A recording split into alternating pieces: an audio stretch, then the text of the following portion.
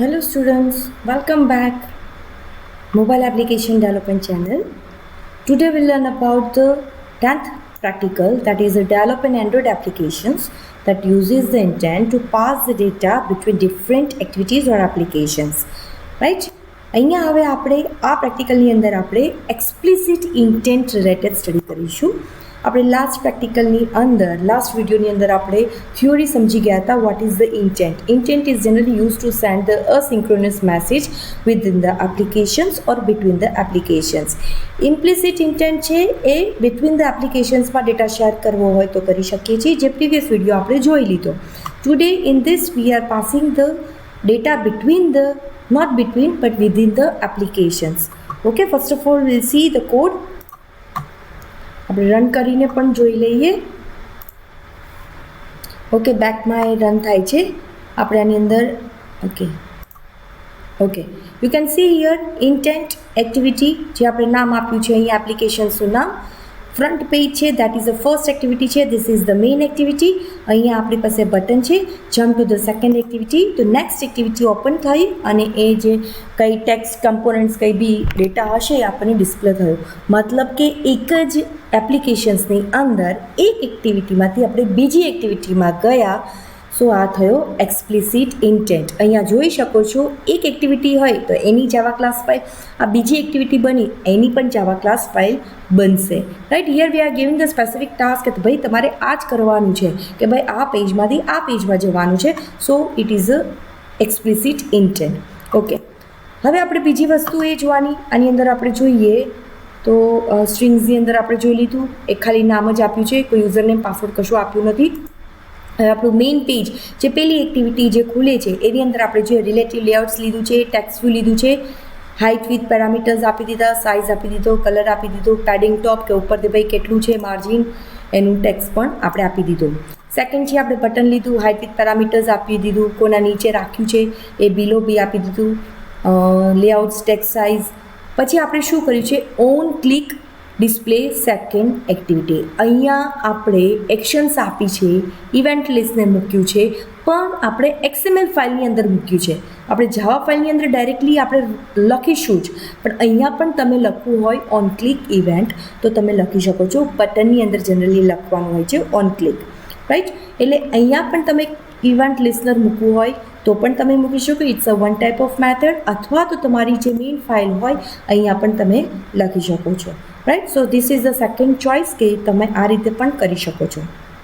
Okay, પછી બીજી activity જે છે એમાં આપણે જોઈએ તો ખાલી આપણને દેખાડે છે જે લખ્યું હોય છે એ. રાઈટ, તો અહીંયા પણ સેમ વસ્તુ, હાઇટ વિથ પેરામીટર્સ આપી દીધા, એનું આઉટપુટ લાઇન્સ કે જે છે કલર્સ આપી દીધો, બધી વસ્તુ આપણે આપી દીધો. ઓકે, હવે આપણા મેઇન પેજ ઉપર જઈએ. મેઇન જાવા ફાઇલની અંદર public class main activity extends app compat activity. અહીંયા કોઈ યુઝર પાસેથી ઇનપુટ નથી લેતા, એટલા માટે કોઈ આપણે ટેક્સ્ટ બોક્સ કે એવું કંઈ નથી યુઝ કર્યું, ઇનપુટ બોક્સ. રાઈટ, પછી આપણે શું કર્યું, ઓન ક્રિએટ, આ બધી વસ્તુ આપણને ખ્યાલ જ છે. જે ઇવેન્ટ લિસ્નર બટન લીધું હોત, અહીંયા આપણે મૂકવું, ઇવેન્ટ લિસ્નર અહીંયા મૂકવું હોત તો અહીંયા બટનને ઉપર ડિક્લેર કરવું પડે. રાઈટ, પણ આપણે ત્યાં જ આપણે કર્યું છે એટલા માટે અહીંયા હવે કરવાની જરૂર નથી.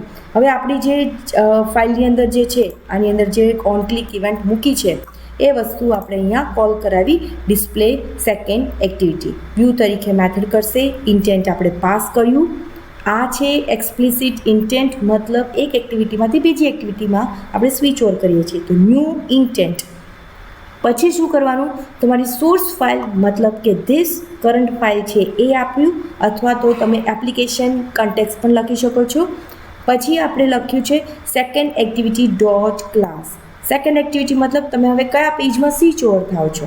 રાઈટ, તો એક જાવા ફાઇલ બનાવી હોય તો અહીંયાથી જાવા ન્યૂ અને જાવા ક્લાસ ફાઇલ બનાવશો એટલે આ ફોલ્ડરની અંદર ક્રિએટ થઈ જશે.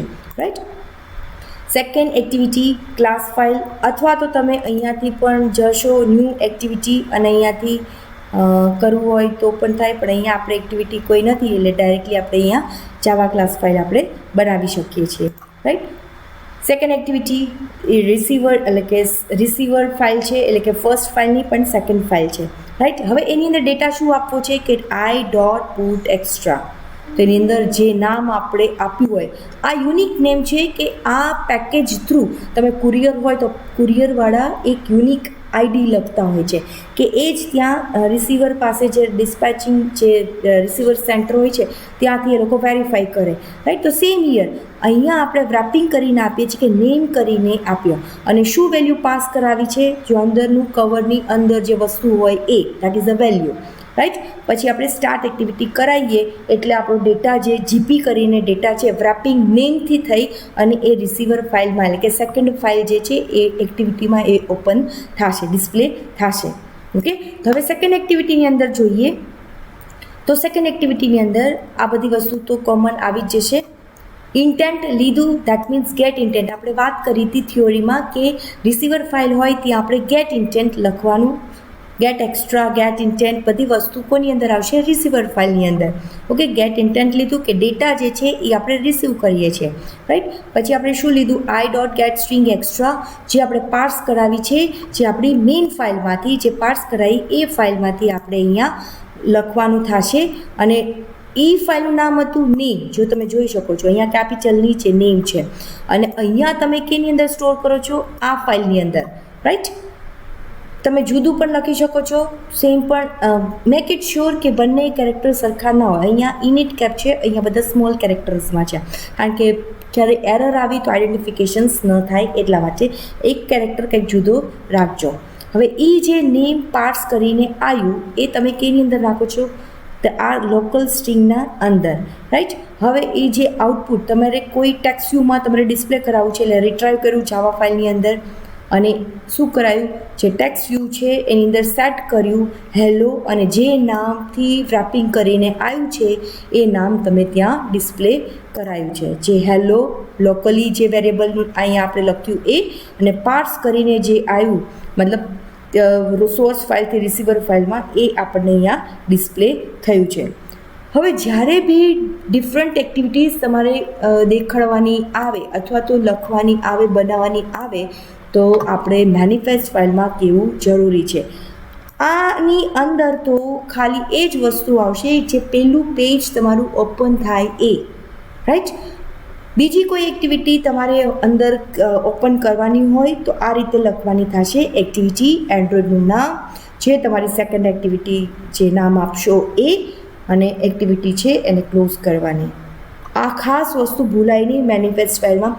જેટલી બધી એક્ટિવિટી તમે બનાવશો એટલી તમારી જાવા ક્લાસ ફાઇલ હોય તો એ બધી વસ્તુ તમારે અહીંયા મેનિફેસ્ટ ફાઇલમાં કહેવું પડશે કે આની અંદર કેટલી ફાઇલ ઓપન થવાની છે. Okay, hope you understand this explicit intent. Here we are sending the data between one activity to another activity, right, within the applications. એક જ એપ્લિકેશન્સની અંદર એક પેજમાંથી બીજા પેજમાં આપણે સ્વિચ ઓવર કરીએ છીએ. Hope you understand this practical. Okay, take care. Bye students.